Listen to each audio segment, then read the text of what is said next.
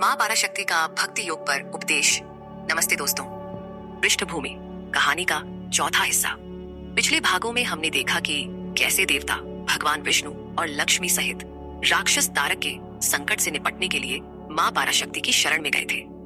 माँ ने वचन दिया कि उनकी शक्ति गौरी के रूप में हिमालय के घर जन्म लेगी और तारक का नाश करने वाला पुत्र जन्म देगी।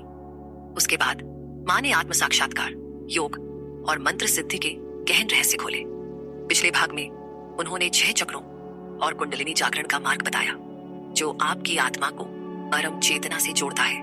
अब इस चौथे भाग में माँ पराशक्ति भक्ति योग का वह सरल और शक्तिशाली मार्ग बताती है जिसे कोई भी साधारण व्यक्ति बिना तपस्या के कष्ट के अपनाकर ब्रह्म को प्राप्त कर सकता है। यह उपदेश इतना प्रभावशाली है कि इसे सुनकर आपकी आत्मा जाग उठेगी और आप मोक्ष के करीब पहुंच जाएंगे। हर शब्द को ध्यान से सुने क्योंकि यह आपके जीवन को नई दिशा दे सकता है। और हाँ, आखिरी बिंदु को मिस न करें। यह आपके लिए बहुत खास है। माँ पराशक्ति का उपदेश, भक्ति योग का मार्ग।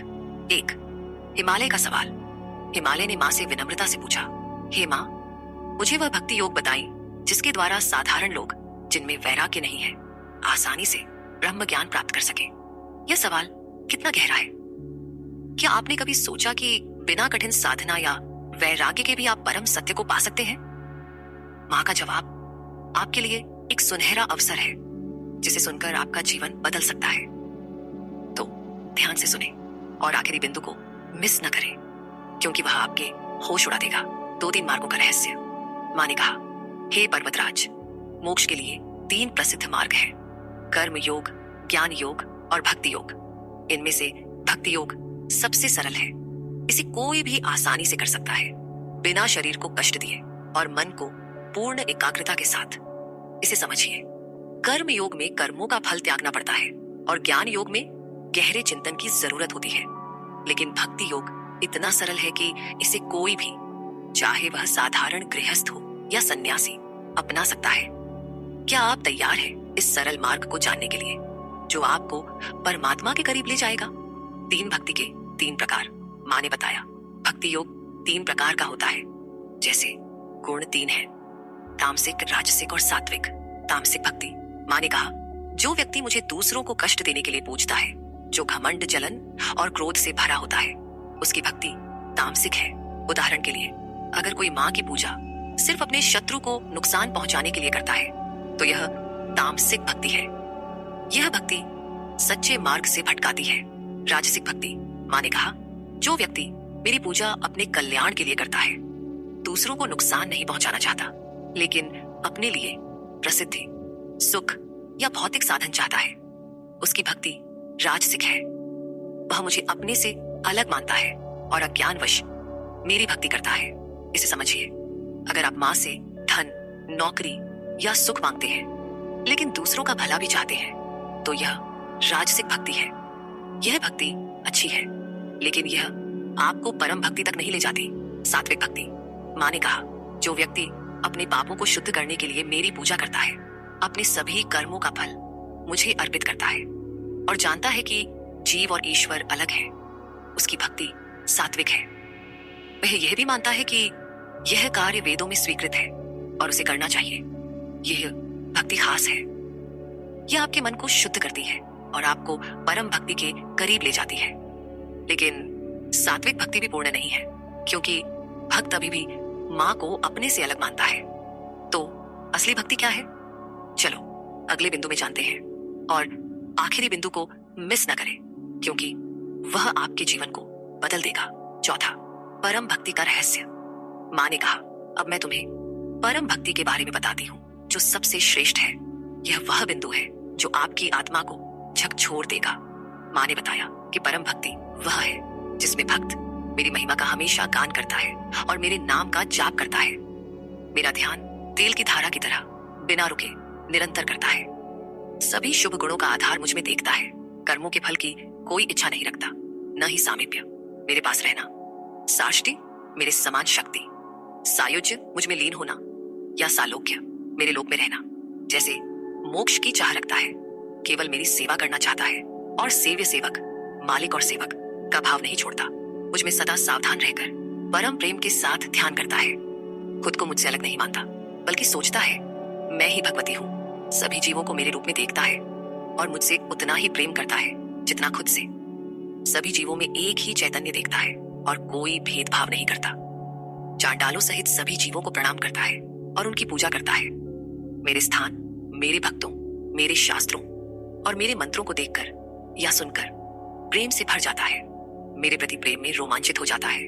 उसकी आंखों से प्रेम के आंसू बहते हैं और उसकी आवाज से मेरे नाम और कर्मों का गान करते हुए भावनाओं से रुद्ध हो जाती है। माँ ने कहा, यह परम प्रेम भक्ति एक नदी की तरह है जो समुद्र की ओर दौड़ती है। यह भक्ति भक्त को मेरे चैतन्य स्वरूप में लीन कर देती है। क्या आप इस प्रेम को महसूस कर सकते हैं? जब आप माँ की भक्ति में डूब जाते हैं तो आपका मन, आपका दिल, आपकी आत्मा सब कुछ माँ में समा जाता है।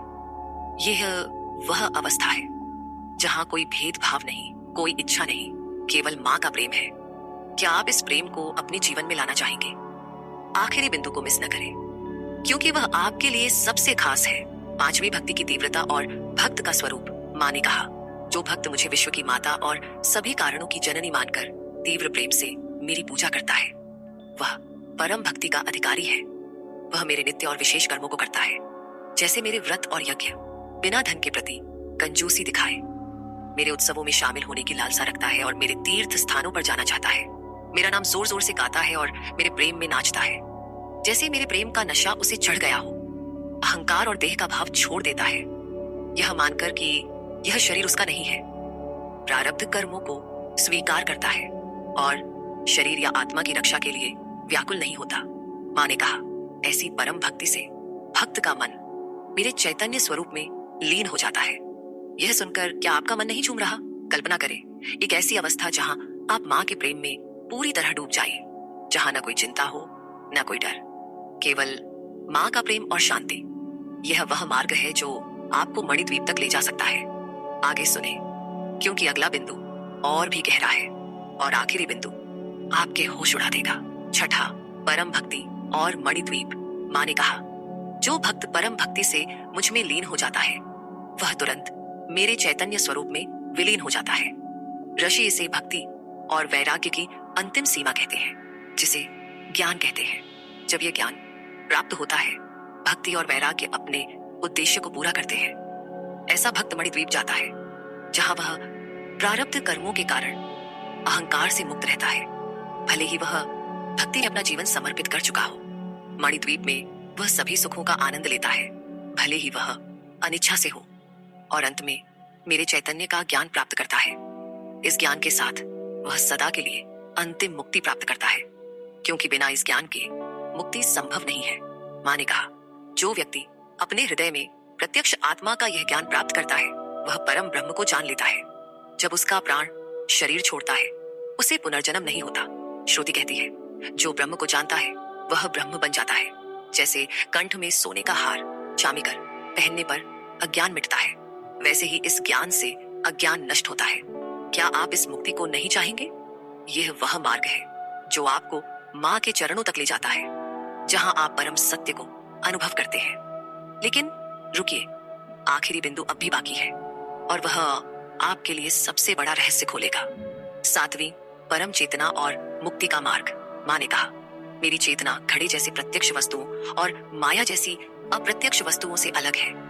यह परमात्मा का प्रतिबिंब शरीर में उसी तरह दिखता है जैसे दर्पण में प्रतिबिंब या पानी में छाया।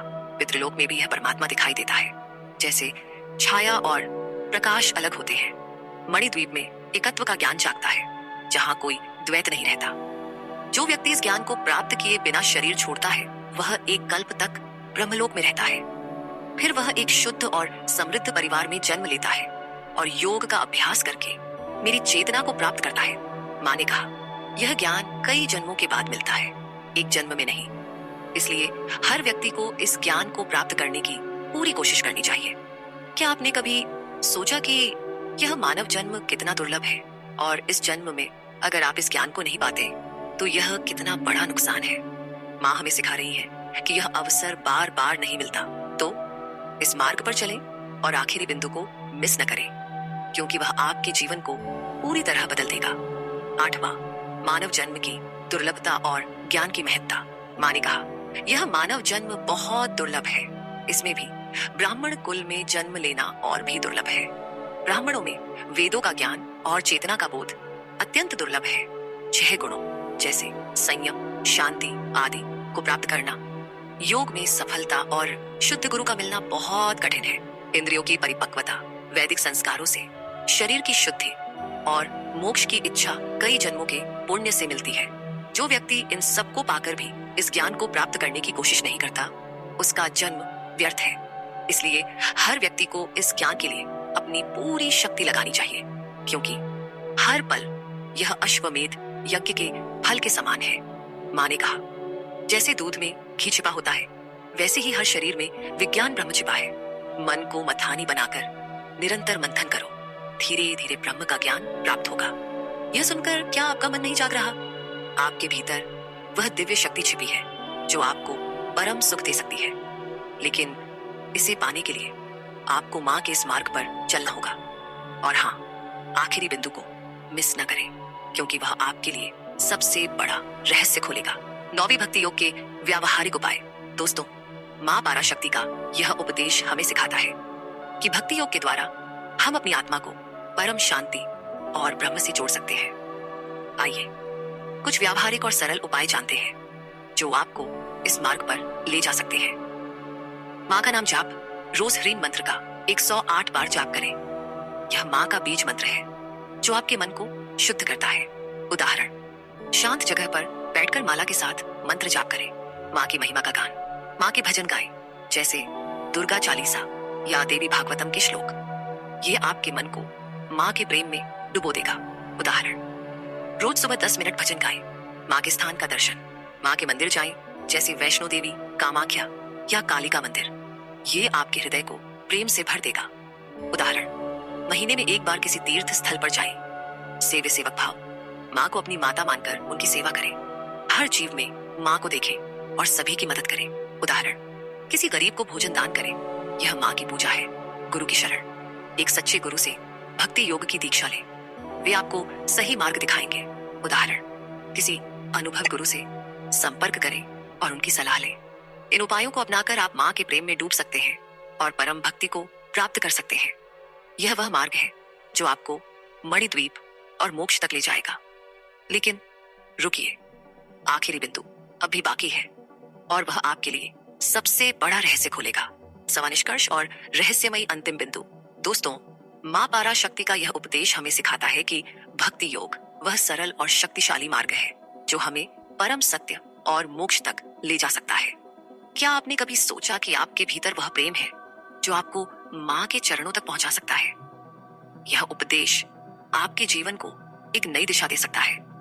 अगर आप इस भक्ति योग को अपने जीवन में उतारना चाहते हैं, अगर आप चाहते हैं कि आपकी आत्मा को परम शांति मिले, आपके जीवन की हर समस्या का समाधान हो, तो अभी हमारे YouTube चैनल विक्रम आदित्य को सब्सक्राइब करें। और हाँ, हमारे WhatsApp नंबर 7980210280 पर मैसेज करें। क्यों? क्योंकि हम आपको मुफ्त ज्योतिष भविष्यवाणी और जीवन की हर समस्या का समाधान देंगे। यह वह मौका है जो माँ पराशक्ति की कृपा से आपके जीवन को पूरी तरह बदल सकता है। सिर्फ एक क्लिक और एक मैसेज और आप उस दिव्य प्रेम और शक्ति से जुड़ जाएंगे जो आपको मोक्ष तक ले जाएगा। अगर आप ये कदम नहीं उठाते तो आप माँ की इस कृपा से वंचित रह जाएंगे और ये आपके लिए सबसे बड़ा नुकसान होगा। तो अभी सब्सक्राइब बटन दबाइए और WhatsApp पर मैसेज करिए। माँ पराशक्ति की कृपा आप पर बनी रहे। जय माता दी।